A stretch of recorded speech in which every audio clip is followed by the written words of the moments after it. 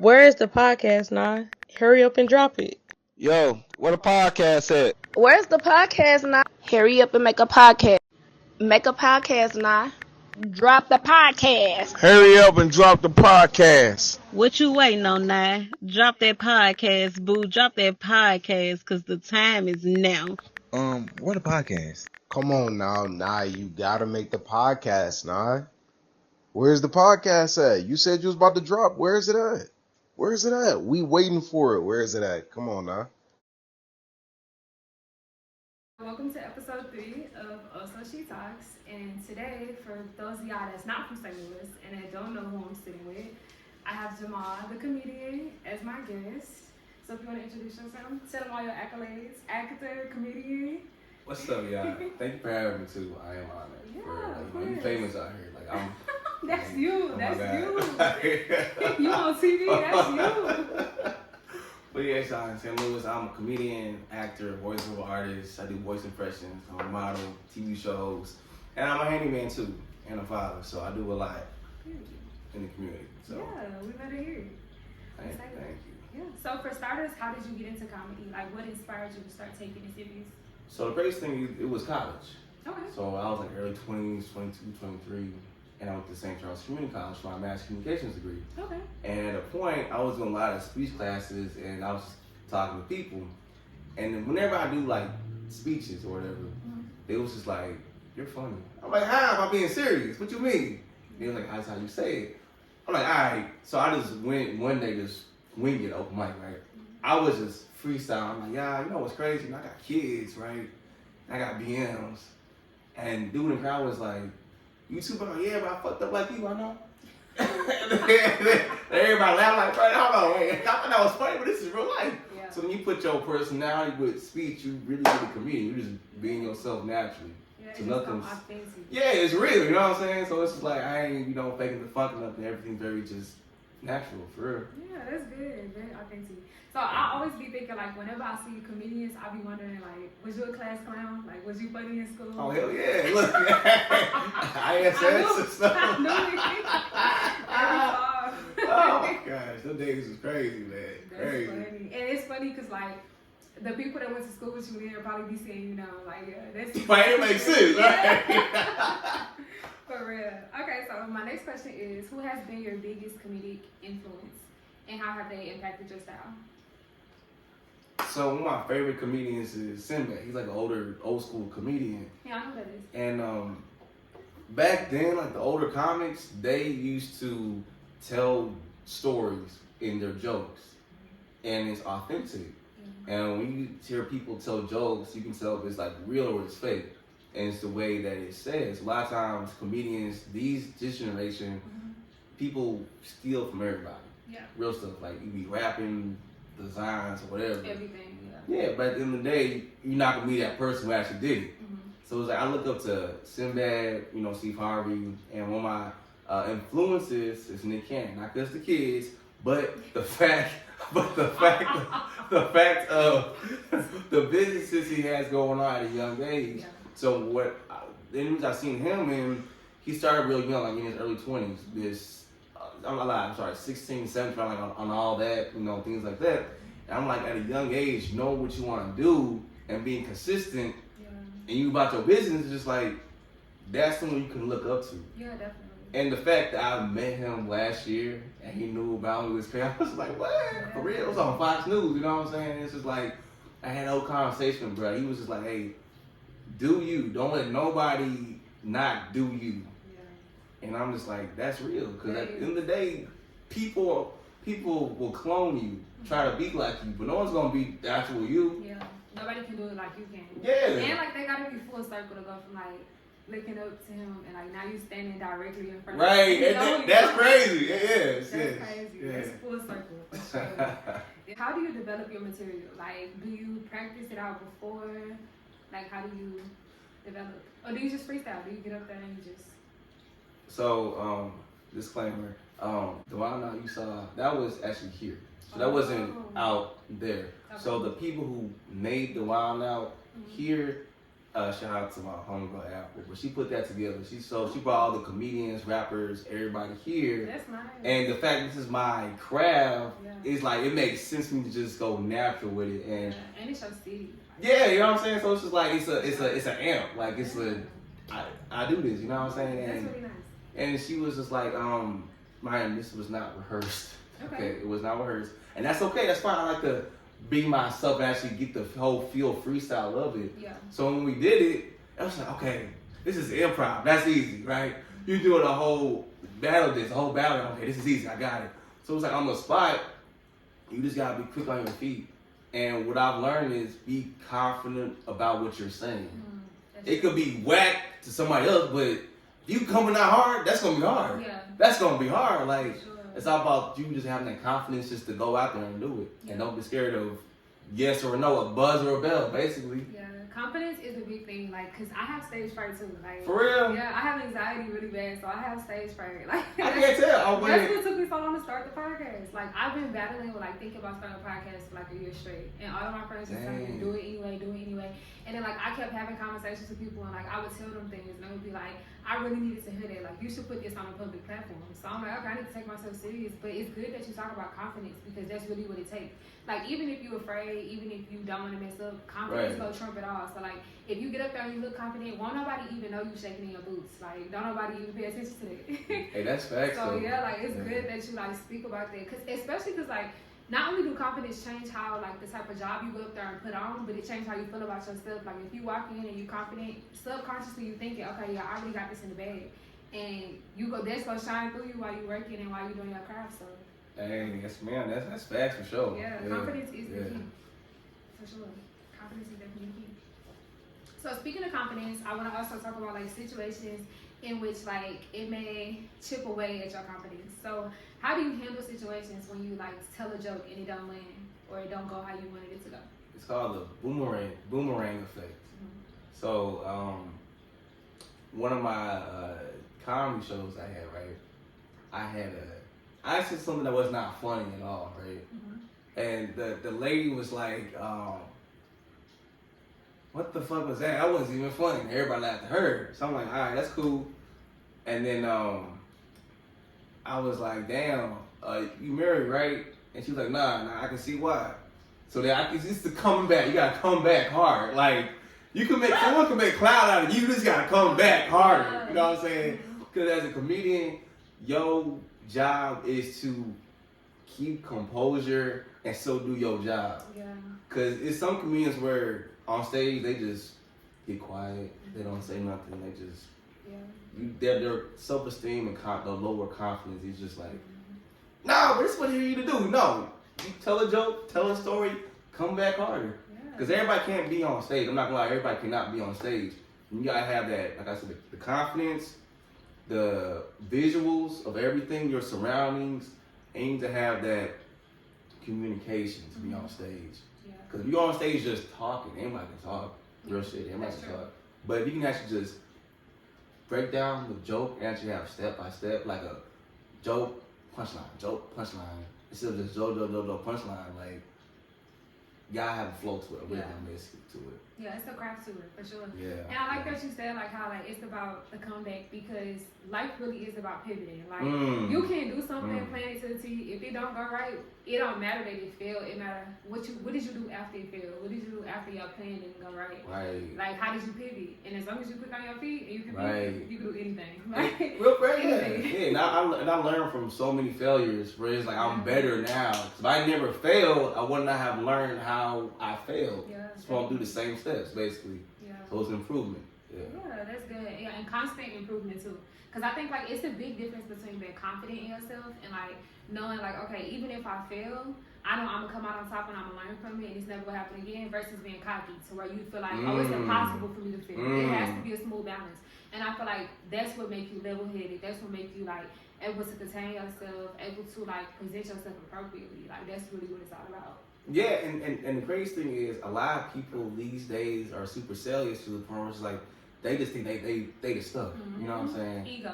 And I'm just like, bro, at the end of the day, we all human. You know what I'm saying? I don't care if you make more money than me. I don't care if you famous. At the end of the day, we all have a purpose. We do, yeah. Literally, I'm not a teacher or a psychologist. Yeah. That's cool, but that's just not me. I'm just here to do what I do in entertainment. For You know sure. what I'm saying? Yeah.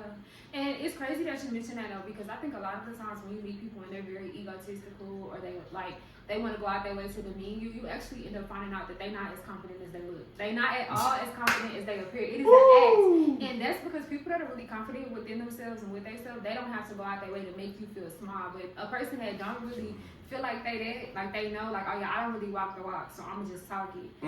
They gotta go out their way, and they take pride in making you feel small to make themselves feel big. That is crazy. That's facts though.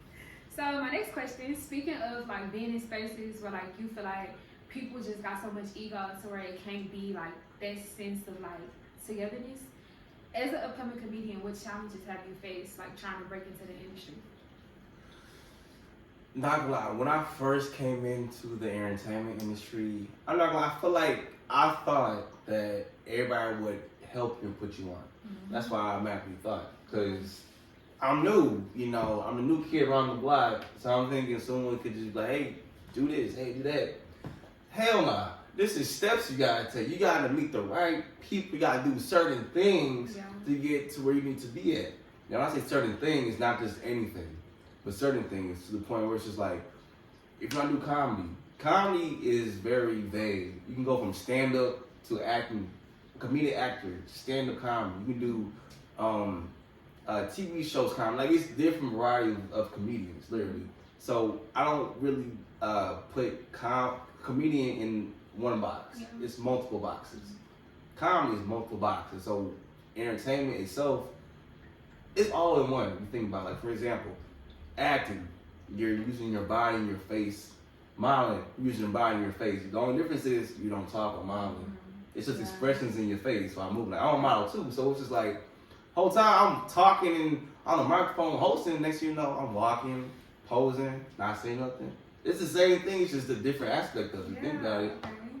Yeah, that's a really interesting perspective. It is the same thing. Yeah. There's different phases, different seasons of the same thing.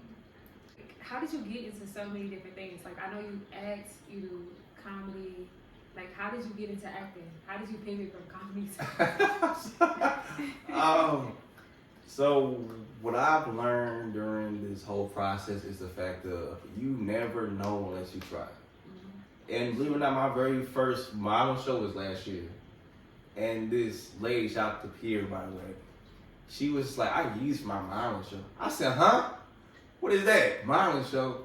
She's like, all you gotta do is just pose, be confident when you're in your walk, and not say nothing. I'm like, hold on. For real? She's like, yeah. Now, mind, it's the way you need to walk. You can't just walk, you know, willy-nilly. You gotta be confident, have your back straight, you know, your shoulders level. All right, so it's a process. So it's kind of like when I branched out to modeling, I enjoy it. Now, I like modeling, but I don't love it. So comedy is my main passion. I'm ardent about that the most. But I don't mind modeling. That's my like. As far as acting is the same form of comedy. So I always was intrigued by different TV shows and movies. I was like, okay, I could do this. My very first movie I did was a few years ago. This is a short film. It's on YouTube right now, y'all. It's called The Contents, by the way. Okay, yeah, check him out.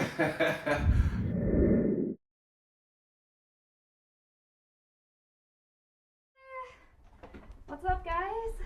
Hey, what's up? You look real good. Oh, not as good as these brownies, though. I didn't think you'd have time to make. Tonight, we're going to be playing a life-size game of Clue. Hey, CC, can I talk to you in your room for a second? Yeah. Is that my girlfriend? Wait! Guys, stop! Oh my God! It's a way to act. Some people have a natural, you gotta actually feel the character. It's all about you. What would you do in that situation? It could be lines. How would you say the lines? It's not just a word for word. It's just, how would you say it? How are you? Yeah, you're not just reading, you embody. Right, yeah. Okay. Like my biggest problem was I don't say hello. I'm like, what's up? What's the word? How you know, I don't. So I had to change that into me to make it more natural. Yeah, tuning. Yeah, so that's where the authentic comes from, all in every aspect, all in one, basically. Yeah, that's really nice. So I was very excited to collaborate with you, especially because I'm looking forward to your upcoming game show. So for the viewers, for the people that haven't heard about it yet, tell them more about it. Like, what it'll be like, what to expect. Okay, alright. So October 19th, this Saturday. It's 4 to 8 p.m. Tickets are on sale for $20 online, $25 at the door. And this is a really big conglomerate in St. Louis, from acting to modeling to poetry to improv to stand-up comedy. So everything is all in one. And I say it's a 314 show because when you come to St. Louis, you don't think about nothing but the Arch or the Zoo or the Aquarium. You know what I'm saying? So it's like doing something different makes you stand out. And when people come here, they're like, okay, a game show, no one else is doing this. That's gonna be on TV. Heck nah. And each game is different. So one of my games called Show Me. You know, it's a show me stage. Okay. And how this works is you gotta make a song about who you are and what you do. Over the Air Force One's beat by Nelly. Oh, okay. I like that. Full circle. Okay. Yeah. So that's one of the games that's gonna be like popping for Yeah, sure. I really like that. It's gonna be hard. And another game, I'm just do like one more real quick. Yeah, go ahead. Another game is called Walk That Walk, right? And it's a modeling game where I have real clothing designers based in St. Louis, and as a model, you showcasing what you're wearing. Okay. And it's a stage where you're walking to get somebody. So it's a fashion model. Mm-hmm. So I'm right here, you're right here. We're walking, we pose and pose and switch, pose, walk up, pose, walk off. The best designer wins, basically. Okay. So it's a different type of modeling aspect from just a regular watch. Not saying it's bad, but like a different flair to it is what I'm saying. Yeah, I like that. Yeah, full production behind it. I like that. Thank you. And I also think it's great, like, that you, especially being that I'm from St. Louis, like, it's hard to be an upcoming creator of any type in St. Louis, because, like, it's not a lot of support in the city. So I love that, like, not only are you being able to showcase your craft, but you inviting other people to showcase theirs. Like, that's a really great thing. Oh yeah, for sure. Yeah, man. Because I've learned building relationships with people can take you a long way. It can, no, for sure. Never know any situations, like who watching you, who has seen you before, or who you can need to come by later in the future. So it's good that, like, you collaborate with people as they're upcoming and starting off and stuff. Oh yeah. I give everybody a chance for real, like, because you never know, like, you could be the next. You know what I'm saying? Tina Turner or something, you know what I'm saying? So it's like, I know her, y'all. She came a long way, you know what I'm saying? So like, yeah, definitely though. Like, especially because, like, St. Louis is a hard city to come out of. Like, it's a lot going on here. Like, and not only that, it's easy to feel discouraged. In my first episode, like, one of my friends is a fashion designer, and I talked to him about, like, how oftentimes when you coming from, like, where we come from, and you trying to do something or achieve something, you the first person that you know that look like you and went through your journey to try to do it. So, like, it's very empowering to see somebody from here try to bring something positive to the city. Speaking of, like, all of your current success, I'm sure that the journey up to this point has not been easy. So how have you maintained consistency and resilience in a field where rejection is common? Whew. That's a good question. When it comes to being rejected, my favorite quote of mine is, everyone's not going to think you're funny, but somebody will. Mm-hmm. And that goes for anything. Yeah. And I feel like rejection is everywhere. So if you do something right all day, someone's going to find the flaw in what you do. Mm-hmm. Somebody will. Mm-hmm. And you got to have tunnel vision where you're not worried about that one person. And I've been into a million rooms, really a million rooms, from business meetings from the high up to other type of businesses where people will find you intimidating for what you do. And I just be like, I'm trying to see you win. I'm not in no competition with you. I'm here for this like this. I want to see you win. You know what I'm saying? Like, and I'm just adjusting to the fact of the way people are set up now. You need to have that mindset where it's just like, okay, only you can get this done. Mm-hmm. Only you know what to do. Because if you keep trying to tell people A, B, and C, you're gonna pay me, right? You're gonna pay me, right? Mm-hmm. I'm like, dang, y'all, that's why relationships come into play. A lot of people in my cast for this event, I've had relationships with them over the years. Over the months, I've done shows with them. You know what I'm saying? So like they know who I am and what I do, and they was just like, "Can we help you?" I'm like, "Well, yeah. I mean, for sure, I got you." Yeah. So it's a sense of community behind it. Like, yes, Yes. I like that. And then like I like the fact that you hit on the fact of like everybody won't think you funny, because I seen this thing and it's like you won't be everybody cup of tea because some people just don't like tea. And that's fine. Like in my last episode I talked about like going where you are, and in some places you may not feel supported, but that's not every place. Like that place, not feeling supported or not feeling funny or not feeling embraced in one place is not representative of every single room you go in. And you can't aim to please everybody, and you're absolutely right on that. That's why that confidence gotta be within you. Like it's all in you. You can't take what other people say or how they think or how they try to make you feel in the room with it, because a lot of times they see the potential within you and they feel like, oh, I need to humble you right now. Let me quiet you down because I don't want you to pass me up later. And that's just a hater mentality. But I take it as a boost of confidence, because if you didn't think I was worth it, you wouldn't be putting in energy trying to water me down. Woo! Yeah, I heard what she said. Woo, that's so funny. Like if you didn't think that I was worth anything or you didn't think I had potential, you would not go out of your way to do stuff like that to me. So I just always take it as a little boost of confidence. Oh yeah, that's how I felt when I went to Atlanta my first time a few months ago for DC on Fly.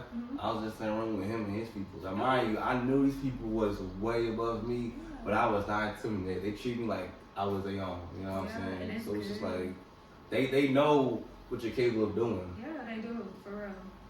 That's really good. And it's exciting that you've been able to be in rooms like that and still feel confident and still yeah. like, Don't get me wrong, I was like, oh shit. Yeah. But I was like, nah, I ain't finna. It was just like, wow. I know I actually, be here, type of thing. Yeah, that's exciting. And so like speaking of like being in different rooms, since you are a comedian, do you feel pressure to always be funny, even off stage? Oh, shit. Oh. I'm gonna clip that reaction. Maybe not. Maybe not. Not pressure, but a lot of times, my humor gets the best of me sometimes. Okay. Like for example, Black Bombs, right? So, my mom was like, my mom asked me a question, right? And she was like, "Where'd you put the chicken in?" Right? And I said, "You check the fridge." And she was like, "Why you gotta be such a smart ass?" And I'm not a dumbass. Like, it was an accident reaction. Yeah, Black Mom, I don't like that kind of funny. She was like, "What you say?" I said, "I'm watching the game, Mom." Okay, my bad. I'm talking to somebody else. My bad. So it just be like the time and the things I've been doing for so long, was just like some stuff I just be like, okay, type of thing. Yeah, I'm learning to just calm down. I'm learning with it. Yeah, it's just natural. So it's unintentional. Yeah, right. Trying to be, Yeah. It's just naturally come off. So as a follow-up question today, I want to know, how do you balance your comedic personality with your everyday life? Like, is it difficult for people to take you serious because you are a comedian? The crazy thing is, I am a comedian. At the end of the day, I have a 9 to 5. So I work on machines. I'm a handyman, and I have different businesses. I deal with different types of people. I confabulate with different projects and things like that. So when I be in the room, they be like, "Damn, it's about your shit." Like, yeah, comedian is just one side of me. Yeah. Y'all don't know the business side, the handyman side, the project, the logistics of my side. Like, deep down, like, I'm very erudite in what I do. So it's just like, when I say something, I have action behind it. And when I'm leading, my cast for this event Saturday, they give their full trust and effort to me to make sure it gets done. Because it's one thing if they ain't believe nothing I did at all. But the fact they see me showcase it, they see me have a blueprint for it, they see me in action wanting to do this. I've talked about this for the past like half a year. So it's just like, when it comes together, people gonna believe what you present them. Yeah, definitely. And that's why I don't just be talking. I really have an action. Yeah. Because people these days, they can talk their ass off. Yeah, and you could say anything. Right. You can tell a person anything. Yeah, and I'm just like, I can do that for free. You know what I'm saying? Like, that's true. Like, what? That's true. That's nice. If y'all can hear my cat, please don't know. Like, if y'all got cats, y'all know they go out there way to make your day difficult. For what, I'm not sure. But, so I also wanted to know, what has been your proudest moment in comedy so far? The steps I took to get where I'm at now. Okay, like the journey. Like, the journey. You able to look back on it. Yeah, because I came a long way from a podcast to open mic. Now I've been on TV a few times, Fox News a few times. So it's just, the journey has been just amazing. Yeah. And don't get me wrong, I had a few fumbles, don't get me wrong, but I've learned from it. Now I'm doing way better than what I was back then. Yeah, and that's part of the journey though. Like, the journey not only about the highs. It's not only when you win it. It's not only when you're on TV. It's about everything in the background, everything in between. And it's very inspiring for you to say that, because like a lot of people, when they talk about their proudest moments, they don't talk about the failures. Like, they don't talk about the grind that it took to get that. They're like, oh, when I got this, or when I did this. So like, yeah, that's you can't be scared to fail. Yeah, you can't. Yeah, you can't. Like, literally, if you are, and like even like how we talked about earlier, like about stage fright and about like me having anxiety and not wanting to start the podcast. If you are too afraid of being uncomfortable or too afraid of failure, you will never grow. Like, comfortability does not facilitate growth. Like, if you are too afraid to be uncomfortable, you will not prosper. Like, you will not grow. You won't reach past a certain point. It's kind of like, have you ever seen that thing where they like, if you don't put a shark into a bigger tank, it will only get as big as the tank is. Yeah. And that's kind of how it is. And like, you got to think, when they get in that new tank, they're probably scared. Like, they don't know what's going on. Right. But if you want to grow, you got to get in there. Like, you got to learn how to swim. And the greatest thing is, like, the people on my team for the game show, most of them are introverts. Okay. But because of me, they extroverts now. Yeah, and that's nice. I'm like, damn, y'all. I thank you, Jamal. I'm like, what I do?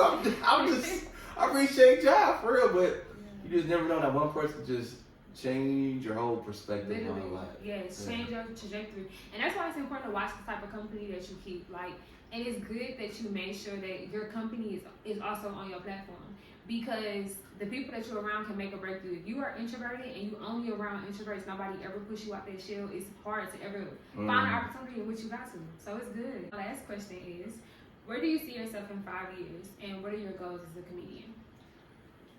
5 years from now, I'll be what, 30 something? Yeah. Honestly, right now, working on my LLC for making houses right now. Okay. And I'm still gonna be a comedian for sure. That'll be my second nature. Yeah. That's I need a bread and butter. So what I do is I want to have my own business where I can actually build the houses with blueprints and actually build machines from like ovens to stoves, put those together, sell them and things like that. Because to be realistic right now, this day and age, a lot of men my age don't know the basic tools. Yeah. And that's true. I'm not gonna just hire someone I can just do myself. Real shit. That's real true. And you absolutely, and that's why, like, for the girls that's watching, for the women that's watching, that's why I'm like, no man asking me, can you cook? Because most of the time, they can't fix nothing in your house. Right, nah, for they real. can't fix nothing. But they want to know, can you cook? Can you do this? And they can't do nothing. So yeah, that's true. And if you can't do everything yourself, you might as well. But that's impressive, like, to be able to build houses and do all this stuff. Yeah, right now that's my 9 to 5 is right now. I read blueprints, go to job sites, build that to a job. Like right now, I went from Pontoon Beach. I built a whole subway there with the job I'm at. From like the layout, now everything's set up from like the sandwiches, the shelving. So we really did all that. Wow. So I'm taking this now. So years now, I can actually know what to do. I have my own business with it and things like that. Yeah, that's really impressive. And then like also to be able to have multiple streams of income and like be able to be investing in yourself and investing in so many other things and have your own business, that is very good. I love to see that, especially as a black man. Like, that's great.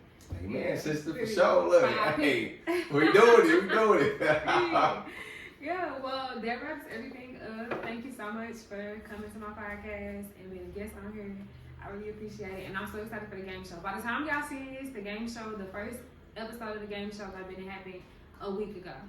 But after y'all see this, y'all need to go follow him on everything. Stay tuned. So y'all can make sure y'all don't miss another game show and y'all don't miss no more content.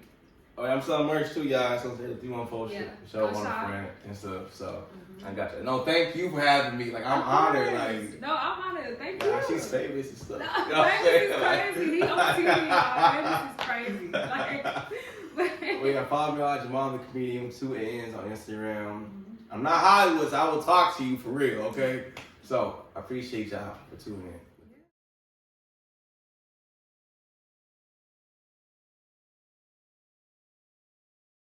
Just now starting out about I'm learning and like a person taking pride in knowing something that I don't know, and instead of taking it as an opportunity to teach me and embrace me, they take it as an opportunity to demean me or be a certain way. And I feel like often in any field and with any craft, that's what you find like a lot of times. Yeah, that's the crazy thing about it. I see that. I agree though for sure. Yeah. I agree. Yeah. Go. Of course, my son is making his guest appearance, and a lot of times people will intentionally try to like make you feel less than because they see how powerful you are.